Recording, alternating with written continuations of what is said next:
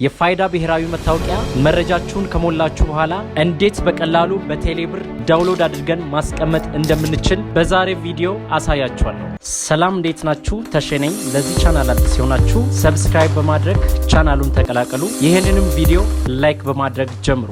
ቀጥታ ወደ ጉዳያችን። በመጀመሪያ እንግዲህ ቴሌብር አፕሊኬሽን ውስጥ እንገባለን። ይሄ ቴሌብር አፕሊኬሽን ከሌላችሁ ቀጥታ ከፕሌይ ስቶር ወይም ከአፕ ስቶር ማውረድ ትችላላችሁ ማለት ነው። ቀጥታ ወደ አፕሊኬሽን ውስጥ ከገባን በኋላ እዚህ ጋር የቴሌብር የሚስጥር ቁጥራችንን እንጽፋለን ማለት ነው። እዚህ ቦታ ከገባን በኋላ ፋይዳ ሚለውን እንፈልጋለን። ፋይዳ ሚለውን ካገኘን በኋላ አንድ ጊዜ ክሊክ እናደርጋለን። ክሊክ ካደረግን በኋላ እንግዲህ በቴሌብር ይግቡ ሚል አለ። እሱን አንድ ጊዜ ክሊክ እናደርጋለን። እዚህ ጋር እንግዲህ 16 ዲጂት የሆነ ቁጥር እንሞላለን ማለት ነው። ያን እንግዲህ የምታገኙት ከዚህ በፊት ሬጂስተር ስታደርጉ ሁለት አይነት ቁጥር ይላክላችኋል ማለት ነው። FCN ወይም ፋን የሚባል ሁለተኛው ደግሞ FIN የሚባል 12 ዲጂት የሆነ ይላክላችኋል ማለት ነው።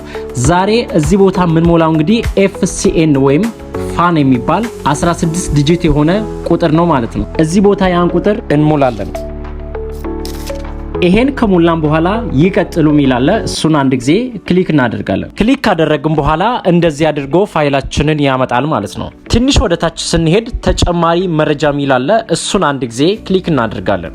በትክክል እንግዲህ የናሽናል አይዲ የፊት ለፊት ገጹ ይሄን ይመስላል ማለት ነው። አሁን ወደምናወርድበት ቦታ ደርሰናል ማለት ነው።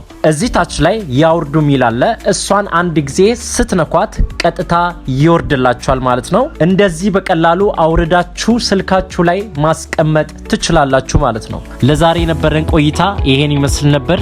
ሐሳብ አስተያየት ካላችሁ ታች ኮሜንት ላይ አስቀምጡልኝ። መልካም ቆይታ።